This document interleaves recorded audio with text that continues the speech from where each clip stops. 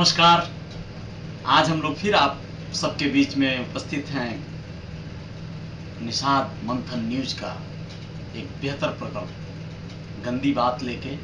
और आज हम लोग बात करेंगे अपने मुंबई में प्रवास कर रहे तमाम निषाद भाइयों के ऊपर और उत्तर प्रदेश में राजनीति में सम्मिलित कई एक कद्दावर निषाद नेताओं के ऊपर हम लोग उनके संदर्भ में जो बातें करना चाहते हैं। अध्यक्ष जी, आप उनसे सहमत होंगे। मुझे लगता है कि पिछले दिनों आपको बखूबी याद होगा, आप चूंकि एक बेहतर कार्यक्रम के द्वारा अपना आगाज किए। माननीय पूर्व राज्य मंत्री श्री रामभुआल निषाद जी का आगमन हुआ था मुंबई में, और तमाम निषाद भाइयों से और अन्य समाज के भी तमाम लोगों से उनका मिलना जुलना हुआ। सामयिक विषयों से लेकर राजनीति के तमाम विषयों पे बातें हुई। उनके कार्यक्रम मुंबई में ही नहीं, सूरत में, नासिक में, थाना में, हर जगह जो है लगाया गया और सहमत भी हुआ। समाज का हर तबका, चाहे वो युवा हो चाहे वो बुजुर्ग हो, हर कोई उनसे सहमत हुआ, उनकी बातों से सहमत हुआ। एक पल के लिए ऐसा लगा कि पूरा मुंबई शहर निषादमय हो गया है। माननीय निषाद जी के आने से इतना बेहतर एक लहर उठी, ऐसा लगा कि आने वाले लोकसभा चुनाव में आज जो परिणाम गोरखपुर सदर सीट पे माननीय योगी महोदय के सामने एक ऐसे नेता का उदय हुआ है, हमारे एक ऐसे निषाद नेता का आगाज हुआ है, आगमन हुआ है कि हमें इस पे जरूर चर्चा करनी होगी। मुझे लगता है अध्यक्ष जी, आप इस बात को स्वीकारेंगे और इस बात को चर्चा का विषय बनाएंगे। गंदी बात हम इसलिए इसे कहेंगे और किस विषय पे कहेंगे, किन लोगों के बारे में कहेंगे कि सपा सरकार है, उत्तर प्रदेश में सपा सरकार है। और वो सपा सरकार जो पिछले दिनों एक ऐसे परिवार को, जो हमारे निषाद समाज का एक ऐसा बलिदानी परिवार रहा है, स्वर्गीय श्री जमुना निषाद जी जो पूर्व राज्य मंत्री थे, उनकी पत्नी श्रीमती राजमती निषाद जी को पार्टी के टिकट पे विधायक बनाया सपा ने। विधायक बनाने के साथ उनके सुपुत्र श्री अमरेंद्र निषाद जी जो उनके प्रतिनिधि भी हैं, और विधायक जी जो एक बेहतर स्थिति में आज समाज उनको स्वीकार किया, और स्वर्गीय जमुना निषाद जी के कार्यों को और उनके सराहनीय कार्यों के एवज में जो उस परिवार को उन्होंने महत्व दिया, स्थान दिया, वो बेहतर था। लेकिन माननीय मुलायम सिंह जी या माननीय अखिलेश जी जो इस समय वर्तमान में मुख्यमंत्री हैं उत्तर प्रदेश सरकार में, उन्होंने क्या दिया?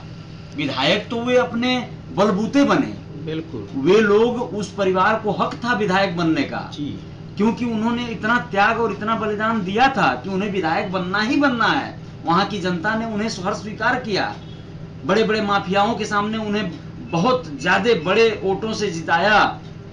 लेकिन सरकार ने उन्हें क्या दिया? उस परिवार को सरकार दे सकती थी, उनको मंत्री पद दे सकती थी और भी मंत्रिमंडल में शामिल करने के अलावा बहुत सारी सुविधाएं दे सकती थी। हमें नहीं लगता है, और समाज के हर किसी को पता है कि ऐसा नहीं हुआ, उनके साथ ऐसा नहीं हुआ, उस परिवार के साथ ये न्याय नहीं किया गया। लेकिन एकाएक जो है लोकसभा चुनाव का आगाज होने के साथ जब सपा को पता चलता है कि एक दमदार और कद्दावर नेता, जिस समय में पूर्वांचल को ही नहीं बल्कि उत्तर प्रदेश को एक जबरदस्त और बहुत ही बोल्ड पर्सनालिटी के निषाद नेता की जरूरत है, ऐसे में बसपा ने घोषित किया अपना प्रत्याशी सबसे पहले निषाद नेता के रूप में माननीय श्री रामभुआल निषाद जी को।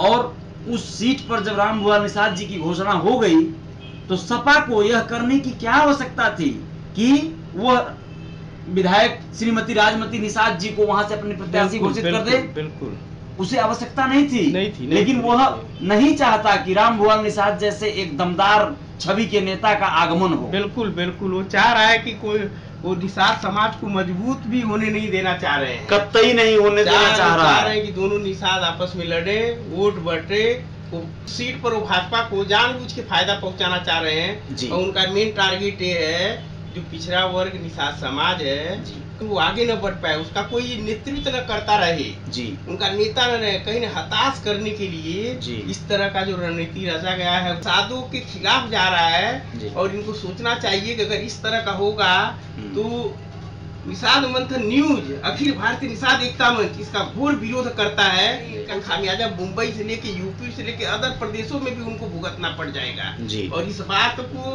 उनको मतलब एकदम याद होना चाहिए कि इस तरह का कतई ना करें वो। जब इस तरह का एक काम करेंगे तो निषाद समाज उनको माफ नहीं करेगा।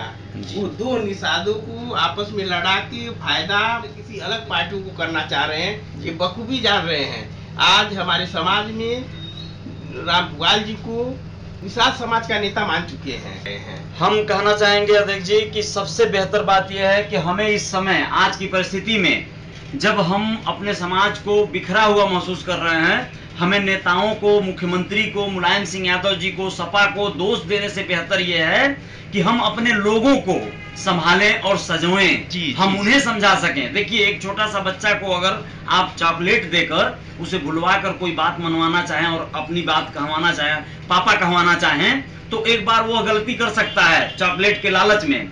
लेकिन हमारी जो आबादी है, हमारा जो इतना बड़ा बाहुल्य जो है जनसंख्या है निषाद समाज की, वो किस चॉकलेट और लॉलीपॉप के चक्कर में पड़ जाता है? वो क्यों नहीं निर्णय ले पा रहा है? हमें पार्टियों को या नेताओं को, जो लोग टिकट बंटवारे में अपना समीकरण बिठाने में लगे रहते हैं, उनको नहीं देखना है। हमें देखना है अपने उस समाज को और उसे ये बताना है कि आप अभी भी वक्त है, संभल जाओ, नहीं तो आने वाला समय इतना बुरा होगा, आपके स्वाभिमान ही नहीं, आपका अपमान एकदम दिन दहाड़े और एकदम खड़े खड़े चौराहों पर होगा। मुंबई में आप जिस तरह से अच्छे सर उठा के जीते हैं, पैसा कमाते हैं, सम्मान से रहते हैं, आपको यह पता है, लेकिन आप वही गोरखपुर और उत्तर प्रदेश में पैर रखते ही अपने आप को अपमानित महसूस करेंगे और पाएंगे कि आपकी कोई छवि नहीं है। अगर राम भुआल निषाद जी की तरह कोई एक कद्दावर नेता वहां पर पैदा नहीं हुआ। और आज की तारीख में आवश्यकता है अमरेंद्र निषाद जी को, श्रीमती राजमती निषाद जी को यह समझना होगा, इस बात को महसूस करना होगा। स्वर्गीय जमुना निषाद जी जब तक जीवित थे, निषादों के वो अपने आप में एक पुरोधा थे और निषाद समाज उनको सहर्ष स्वीकार करता था। लेकिन आज वो दुनिया में नहीं है, किसी कारणवश जिस तरह से भी राजनीति की बलि चढ़ गए, लेकिन उनके एवज में, उनके जगह पर वे उनकी छवि माननीय श्री राम भुआल निषाद जी में देख सकते हैं। आवश्यकता है पूर्वांचल को, उत्तर प्रदेश को एक जोरदार निषाद नेता की। ऐसे में पहल होनी चाहिए, पूरा समाज एक मुंह जो है मतलब इस बात को कहना चाहिए कि राम भुआल निषाद को हर हाल में वहां से चुनना होगा, हर हाल में जो है पार्लियामेंट में पहुंचाना होगा। और यदि ऐसा नहीं होता है तो यह समझ लीजिए कि निषाद समाज के ही साथ नहीं, अन्य कई एक जो जातियां हैं, जो वर्ग है, उन सब के साथ बहुत बड़ा छलावा हो जाएगा, बहुत बड़ी जो है धोखा हो जाएगा। उनको यह निर्णय लेना होगा कि राम भुआल निषाद जी को एक मुंह और एकजुट होकर हर हाल में चुनाव जिताना है और उसके लिए कार्य करना है। और संस्था हमारी अखिल भारतीय निषाद एकता मंच उसके लिए जितना भी सहयोग हो सकता है, जिस तरह से भी जागरूकता अभियान हो सकता है, वो सब चलाएगी ही चलाएगी। लेकिन उसके साथ साथ हमारे समाज के हर एक व्यक्ति को, एक छोटे से बच्चे से लेके बड़े बुजुर्ग जो भी हैं, उन सबको जागरूक होना होगा कि राम भुआल निषाद जैसे नेता की जरूरत क्यों है। भले वो उनका इतिहास देखने चलेंगे तो आप बहुत सारी बातों में उलझ जाएंगे।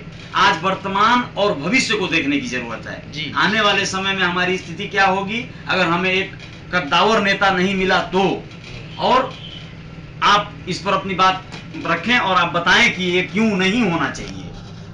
देखिए, ऐसा है, ये जो हमारे नेता हैं राम भुआल जी, ये जो है ये पार्टी के लाइन के साथ साथ समाज के भी जो मुद्दा होता है उसको तुरंत गंभीरता से उठाकर और तुरंत उसका सोल्यूशन निकालते हैं। और ऐसा नेता मुझे अभी भविष्य में तो कोई दिख नहीं रहा है। आज जो प्रेजेंट में नेता है, इस तरह का अभी तक उनका कोई एक्शन दिखाई नहीं। जो माननीय राम भुआल जी का जो मतलब कार्य रहा है कटका कांड को लेके, कटका कांड में उन्होंने जो बहादुर के साथ ईट का जवाब उन्होंने पत्थर से दिया, वह जवाब वो इतिहास बन गया है और पूरा समाज इस चीज को जान रहा है।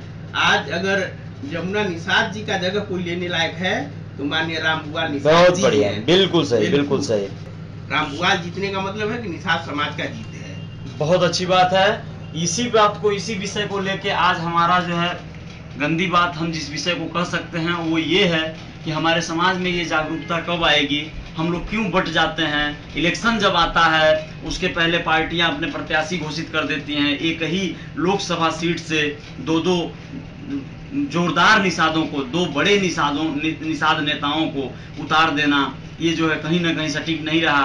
अगर मान लीजिए कि बसपा रामभुआल निषाद जी को वहां से नहीं उतारती और श्रीमती राजमित्री निषाद जी वहां से सपा की प्रत्याशी होती तो भी यथा कदा संभव नहीं था कि वो विधायक थी और सांसद बन जाती।